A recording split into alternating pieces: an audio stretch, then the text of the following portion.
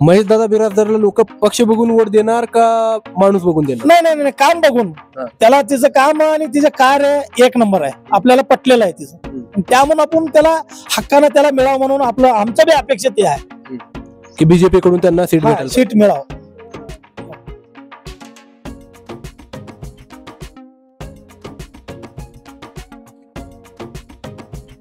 नमस्ते, सत श्री अकाल आणि अस्सलाम वालेकुम. मी तुमचा मित्र बादशाह रियाज पाटील तुम्हा सर्वांचा पुन्हा एकदा स्वागत करतो आणखी एका जबरदस्त अशा न्यूज रिपोर्टमध्ये.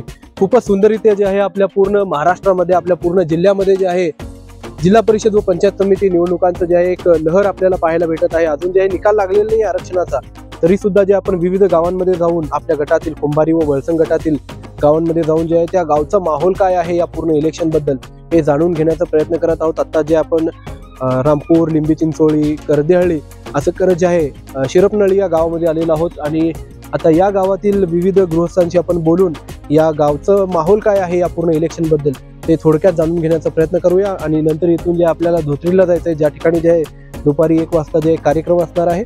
तर चला सुरू करूया या न्यूज रिपोर्टला आणि पाहूया शिरपनळी गावातील. तर खूपच सुंदररित्या जे आपल्याला या ठिकाणी गृहस्थ भेटलेले आहेत गावातील जिल्हा परिषद प्राथमिक शाळेजवळ. तर त्यांच्यासोबत आपण बोलूया. नमस्कार दादा. बोला. नमस्कार. बोला की. नमस्कार. तुमचं नाव काय? प्रकाश बिराजदार. तर बिराजदार साहेब, माहोल काय तुमच्या गावचं पूर्ण इलेक्शन बद्दल? काय महेश बिराजदार चांगला माणूस आहे. महेश बिराजदार काम करते सगळं. आडनाव एक आहे म्हणून सांगत आहोत का असं म्हणत? नाही, ते चांगला माणूस आहे महेश बिराजदार. सगळं आमच्या गावचं काम केलंय. इकडे हे बरोबर बोलायला दादा दिसालीत का? नमस्कार दादा. नमस्कार. माझं नाव कलाकार लक्ष्मण पाटील आहे. तर पाटील साहेब, कसं आहे माहोल काय गावचं? माहोल सध्या तर महेश दादाचं चांगलं हे आहे. त्यांनी कुठल्या ह्याच्यावर नसताना, मुद्द्यावर नसताना सुद्धा त्यांनी काम करून दिलेले आहे. सगळे इतर गावाला कर्दळे म्हणा, धोत्री म्हणा, दिंडूर, वळसंग हे सगळ्याला इतर गावामध्ये काम करून दिलेले आहे त्यांनी. म्हणजे माणूस चांगला आहे. आता तर सध्या चांगलाच वाटायला लागलाय. आता पुढचं आता त्यांनी निवडून आल्यावर त्यांचं भविष्य काय आता कळता येत नाही, परंतु त्यांनी आता सध्या तर काम केलेलं आहे. चांगला माणूस आहे, त्यांना त्याच्याविषयी चांगला आहे म्हणून आम्ही सपोर्ट येतो. महेश दादा बिराजदार जे आहेत त्यांना जर बीजेपी, लोक म्हणाले की बीजेपी कडनं तिकीट मिळण्याची शक्यता कमी आहे, कारण त्यांना एक पद दिलेले आहेत. तर पद देऊन जे त्यांना तिकीट नाही देणार असं वाटत आहे. तर तुमचं मत काय याच्यावर? आता बघा, आता कुठलं पक्ष येते बीजेपी देतं ते का नाही माहित नाही, पण ते सध्या तर सगळ्याच लीड मध्ये म्हणजे तर महेश दादा आहे. म्हणजे काय, त्यांनी काम केलेलं आहे म्हणून त्यांच्या सपोर्ट मध्ये हवं. आता तिकीट देतं ती का नाही देतात आपल्याला तर हे कळत नाही.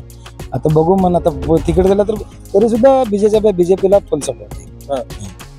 शिरपनळी गाव पूर्ण बीजेपी. म्हणजे महेश दादा बिराजदार थांबू दे किंवा कोणता पण पक्ष, बीजेपीचा लीड असते. तर महेश दादा बिराजदार एक माणूस म्हणून कशी वाटतात तुम्हाला? नाही, चांगला माणूस आहे. म्हणजे आपलं लहान शेतकऱ्याचं हे करून घेणारा माणूस आहे. म्हणजे चांगला माणूस आहे की काय काय लागतंय, काय काय नाही सगळं विचारते त्यांनी. म्हणजे आपल्या असं मोठ्या मुद्द्याने विचारत नाही ते कधी. म्हणजे आपल्या मानसिकप्रमाणे असं हे नाही त्यांना की मी एवढं मोठा हे नाही. सगळं गोरगरिबाला सगळं घेऊन काम करतात. तुमच्या गावासाठी काय काम केलेत का तुम्ही? काम केले ते ना, ते आमच्या गावात कुठलं काम केलं ते मला पण आठवण नाही, केले ते म्हणून. आमच्या गावात देवीचे काम केलं ते त्यांनी. इतर काम कुठलं पण काम तुम्ही काम सांगा, मी करतच असतो म्हणतात त्यांनी. गोरगरीब असू दे, कुणाचं पण असू दे, मग अजूनपर्यंत त्यांच्याकडे गेलं तर कामाचं असं अपेक्षा आलं नाही, बाबा नाही मी करत नाही, मला जमत नाही असं म्हणलं. सगळं काम केलेलं आहे. म्हणजे माणूस म्हणून तुम्ही त्यांना माणूस बघून वोट देणार? माणूस बघून वोट देणार. माणूस चांगला आहे म्हणून त्यांना वोट देणार. वरचं पक्ष कुठलं पण असू दे ते संबंधी, म्हणजे माणूस चांगला आहे म्हणून ते. तुमच्या मते कोण आहे का त्यांच्या विरोधात थांबणार असा स्ट्रॉंग नेता आपल्या क्षेत्रामध्ये? नाही, आपल्या क्षेत्रामध्ये तर आता असं तर कोण नाही. आता म्हणजे थांबावं म्हटलं तर कोणीच नाही. म्हणजे सध्या इतर गावात कुठं पण जाऊ दे तर तुम्हाला महेश दादाचं तुम्हाला लीड भेटेल. तुम्हाला कुठं पण गावात तुम्ही सगळ्या गावांमध्ये हेच चर्चा चालू असणार. त्यांनी काम केलंय म्हणून तर चर्चा होते ना, तर नाही काम केलं तर मग कोण चर्चा? बाकीच्या नेत्यांचं नाव का निघत नाही? दुसऱ्या इतरच कुठलं पण नेते नाही. कुठं पण जावं तुम्ही, धोत्री जावा, वडगाव जावा, वळसंग जावा, दिंडूर जावा, कुठं पण जावं तुम्हाला महेश दादाचं तुम्हाला हे दिसेल तुम्हाला कोणता.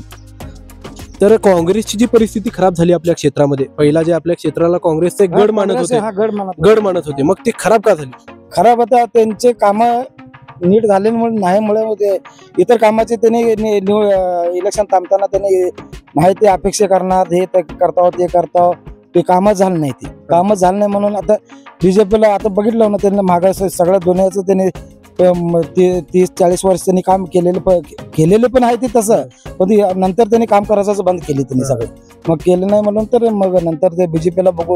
बीजेपी सध्या चांगलं आहे, काम करताय त्यांनी, काम होत आहे, रोड होत आहे, ते सगळ्याकडे चांगलं चाललंय काम. परिस्थिती सुधारली वाटते का तुम्हाला काँग्रेसची?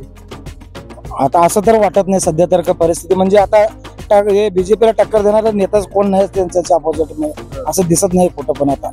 पण तो दिसत तर मग आम्हाला मानत होतो पहिला होती सिद्धाराम मैत्री, त्यांनी टक्कर देणारा माणूस होता त्यांनी, पण त्यांनी पण आता काय आता ते शिंदे सेनेमध्ये गेले. शिंदे सेनामध्ये गेले त्यांनी. आता तर त्या आता इथं टक्कर द्यायला त्यांना कोणीच नाही आता सध्या.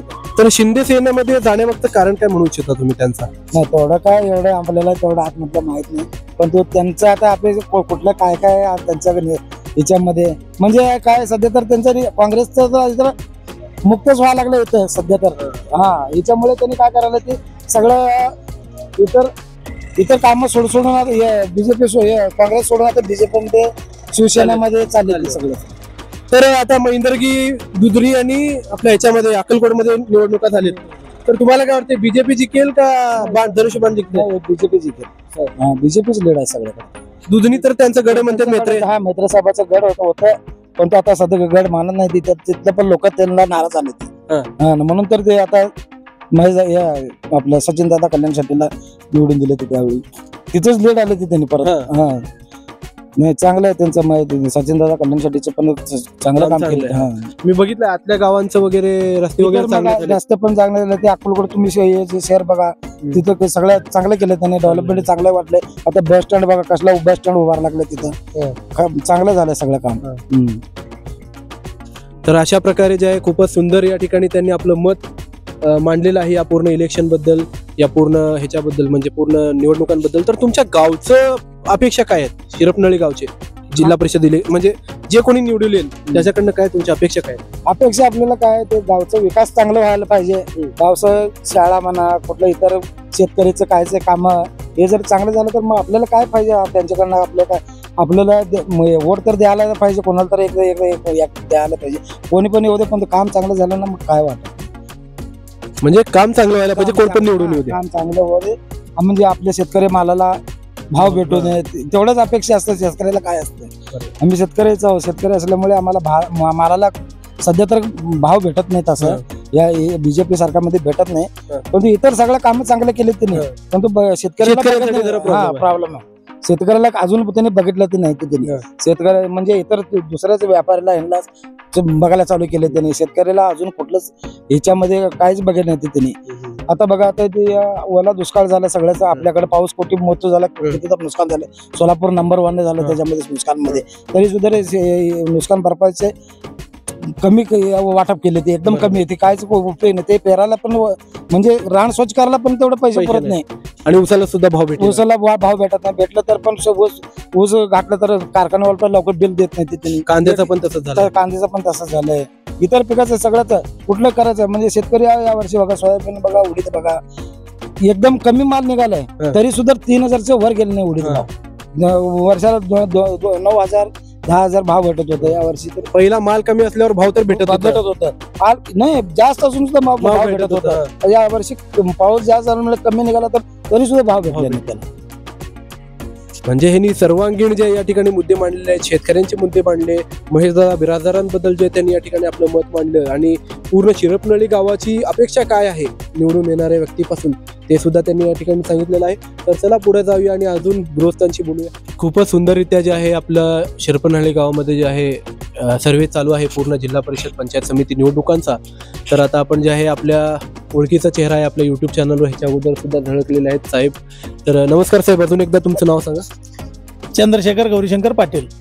तर पाटील साहेब, कसं आहे माहोल काय आहे आता जिल्हा परिषद पंचायत समिती?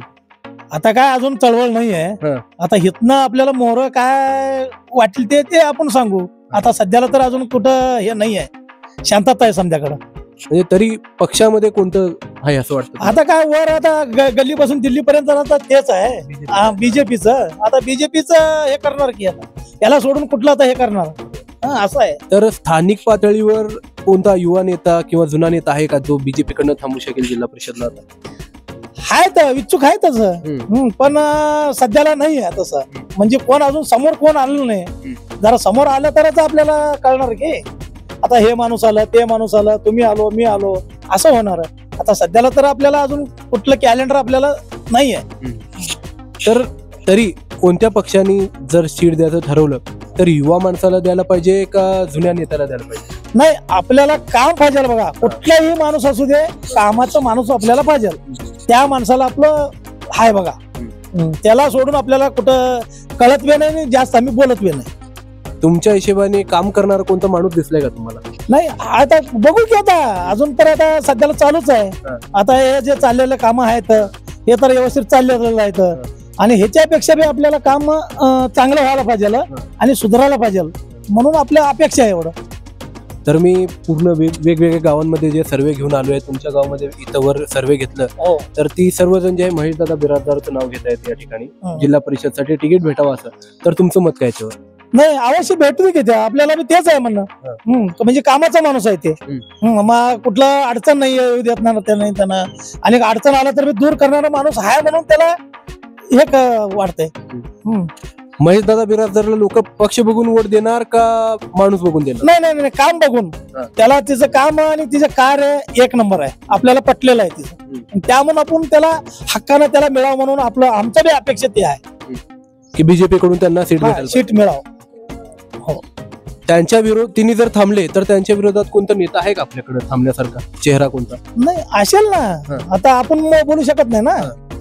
इच्छुक लय आहेत लोक. आहेत भरपूर जण आहेत. त्यामुळे आपण बोलू शकत नाही. आपल्याला वाटतं की बाबा ते काम करायचं माणूस आहे, योग्य आहे आणि रिसर त्याला तिकीट मिळावं एवढंच आपल्या अपेक्षा आहे. जर तिकीट भेटलं त्यांना तर जिंकू शकतील का? हो, येईल ना, अवश्य येईल त्यांनी. एका बाजूने. तर अपेक्षा काय आहेत म्हणजे पूर्ण गावची कोणती कामं आहेत जे तुम्हाला भावी वाटतात? गावची बघा, कुठलं बी शेतकऱ्याचं जे प्रश्न आहेत काय ते प्रश्न सुटका व्हावं आणि कुठलं गावामध्ये खंतक असलं तर ते सुद्धा निवार व्हावं आणि कुठलं अडचण येऊ नये आणि कुठलं असं दुर्दैवानं काय घडलं त्याला सपोर्ट करायचा माणूस आपल्याला पाहिजे असं आपल्याला एवढं कळतंय. अजून बरोबर. तुमच्या गावामधलं कोण आहेत का इच्छुक लोक? नाही, आपल्यात नाही आपल्यात नाही. पंचायत समितीला पण नाही. गाव लहान आणि तेवढं हे पण नाही ना, सपोर्ट पण नाही. कसं होऊ शकत? तरी मतदान किती आहे तुमच्या गावचं? आपल्या आता 500-600 काय तर आहेत. म्हणजे ह्यांच्या हिशोबाने सुद्धा जे आहे युवा चेहऱ्याला भेटायला पाहिजे आणि असा चेहऱ्याला भेटायला पाहिजे जो काम करू शकतो, जो कामाचा माणूस आहे त्याला वोट भेटायला पाहिजे. आणि आमचं जिल्हा परिषद, आमचं दक्षिण सोलापूर क्षेत्र एक असा क्षेत्र आहे त्या ठिकाणी कोणत्याही पक्षाला मान नाहीये, इथं माणसाला मान आहे. जो माणूस काम करतो त्याला आम्ही या ठिकाणी वोट देतो, ते कोणत्याही पक्षाचा असतो, काही कोणी असो, कामाचा माणूस आपल्याला पाहिजे. पक्ष वगैरे आपण काय बघत नाही. नाही, आपल्या पक्षाला घेऊन काय करायचं, आपल्याला कामाची मतलब. काही गरज नाही आपल्याला पक्ष कशाला बघायचं, पक्ष का बरं बघायचं हे काही गरज नाही. आपल्याला काम झालं की कला झालं, ते कुठलाही व्यक्ती असू दे त्या व्यक्तीला आपण जिंकून देणार. म्हणजे कामाच्या व्यक्तीला जे वोट या ठिकाणी भेटणार आहे शिरपनहळ्ली गावामध्ये. आणि एक हाती मतदान जे आहे, महेशदादा जर थांबले तर त्यांना जे एक हाती मतदान जे आहे शिरपनहळ्ली गावामधून 600 मतदान तर आरामात पडेल अशी या ठिकाणी यांनी सांगितलेलं आहे. तर चला, अशाच प्रकारे जे आपलं शिरपनहळ्ली गावातलं एक सर्वे जे ग्रामपंचायत ग्रुप एक आहे. वडगाव पण वडगाव बी आहे. तुमच्या गावचं वडगाव सोबत आहे ना? वडगाव आणि शिरपनहळ्ली ग्रामपंचायत एक आहे. वडगावचं पण सेम असेल? वडगावचं सेम आहे. वडगावचं बी सेमच आहे, आमच्यासारखंच होणार ना. सर्व हेच आहे. हो, सर्व सगळं बीजेपी. तर अशाच प्रकारे जे चालू आहे पूर्ण हवा जे आहे, शिरपनहळ्ली गाव असू दे, वडागाव असू दे, आपलं रामपूर असू दे, कर्देळी असू दे, सगळ्या गावांमध्ये जे फक्त एकच चर्चा आहे, महेशदादा बिराजदार आणि बीजेपी. तर अशाच प्रकारे चालू आहे. आता आपण जे इथून धोत्री गावामध्ये जाणार आहोत त्या ठिकाणी सुद्धा आपलं अशाच प्रकारे जे सर्वे होणार आहे. तर धन्यवाद. तुम्हाला जर हे पूर्ण व्हिडिओ हे पूर्ण जर एपिसोड आवडला असेल तर याला लाईक करा, जास्तीत जास्त लोकांमध्ये शेअर करा, कमेंट बॉक्समध्ये आपलं ओपिनियन कळवा आणि जाण्या अगोदर आमच्या युट्यूब चॅनलला सबस्क्राईब करायला विसरू नका असेच न्यूज रिपोर्ट सर्वात आधी पाहण्यासाठी. तर धन्यवाद, भेटूया पुन्हा. जय हिंद, जय महाराष्ट्र.